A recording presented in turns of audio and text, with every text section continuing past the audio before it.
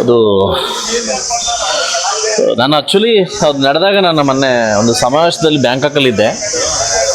ಬ್ಯಾಂಕಾಕಿನ ಒಂದು tourism ministry ಕೂಡ ನನ್ನ ಜೊತೆಲಿದ್ದರು. ಅವತ್ತು ವೇದಿಕೆ ಹಂಚ್ಕೊಂಡಿದ್ರು. ಪಟಾಯನ ಮೇಯರ್ ಕೂಡ ಇದ್ದರು. ಅವರು ಫೋನಲ್ಲಿ ತೋರಿಸಿದ್ರು ನನಗೆ ಈ ಥರ ಆಗಿದೆ ಅಂತ ತೋರಿಸಿದಾಗ ತುಂಬ ನೋವಾಯಿತು. ಒಬ್ಬ ಭಾರತ ದೇಶದ ಪ್ರಜೆಯಾಗಿ, ಶಾಸಕನಾಗಿ ಬೇಡ, ಪ್ರಜೆಯಾಗಿ ತುಂಬ ನೋವಾಯಿತು.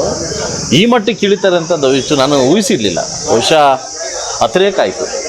ಇದಕ್ಕೆ ಪ್ರತಿ ಉತ್ತರ ಕೊಡದೇ ಇದ್ದರೆ ಬಹುಶಃ ಎಲ್ಲೋ ಒಂದು ಕಡೆ ನಾವು ಇನ್ನೊಂದು ದುರಂತಕ್ಕೆ ನಾವೇ ಸಾಕ್ಷಿ ಆಗ್ತೀವಿ. ಒಬ್ಬ ಶಾಸಕನಾಗಿ, ಒಬ್ಬ ಭಾರತ ಪ್ರಜೆಯಾಗಿ ಇವತ್ತು ನಾವು ತಗೊಳ್ತಕ್ಕ ನಿರ್ಧಾರ ಗಟ್ಟಿಯಾಗಿರಬೇಕು. ಇದು ತುಂಬ ಶೋಚನೀಯ ಪರಿಸ್ಥಿತಿಗೆ ಹೋಗಿದೆ. 100% ನಾನು ದಂಡುಪಾಳ್ಯ ಮೂವಿ ನೋಡಿದ್ದೆ. ಬಹುಶಃ ದಂಡುಪಾಳ್ಯ ಮೂವಿ ಲೆವೆಲಲ್ಲಿ ಇವತ್ತು ಅವರು ಕೊಯ್ತಾರೆ, ಇವರು ನಮ್ಮನ್ನು ಇದು ಮಾಡ್ತಾರೆ ಅಂತಂದರೆ ಬಹುಶಃ ಇವತ್ತು ಹಿಂದೂಗಳು ಉಳ್ಕೊಳ್ಳೋದು ತುಂಬ ಕಷ್ಟ ಆಗ್ತದೆ. ಇದು ನಿರ್ಧಾರದ, ಇದು ಪ್ರತಿಯೊಬ್ಬ ಭಾರತ ಪ್ರಜೆಗೂ ಇದು ತುಂಬ ಒಂದು ಪ್ರಶ್ನೆ ಆಗಿದೆ. ಇವತ್ತು ನಾವು ಎಚ್ಚೆತ್ಕೊಳ್ಳಿ ಅಂತಂದರೆ ಮುಂದಿನ ದಿವಸ ನಮ್ಮ ಮಕ್ಕಳು ಬದುಕಲಿಕ್ಕೆ ಕಷ್ಟ ಆಗ್ತದೆ.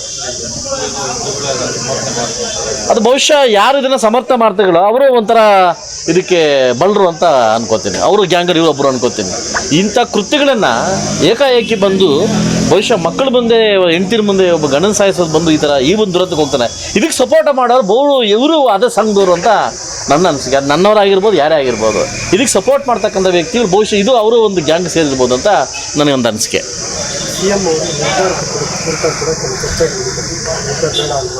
ಓಕೆ, ಇವತ್ತು ಬರ್ತಾ ನಮ್ಮ ಸಿ ಎಮ್ ಅವ್ರಿಗೆ ನೋಡ್ತಾ ಇದ್ರೆ ಒಂದು ಸ್ವಲ್ಪ ಪ್ರಚಾರದ ಹುಚ್ಚು ಜಾಸ್ತಿ ಆಗಿದೆ.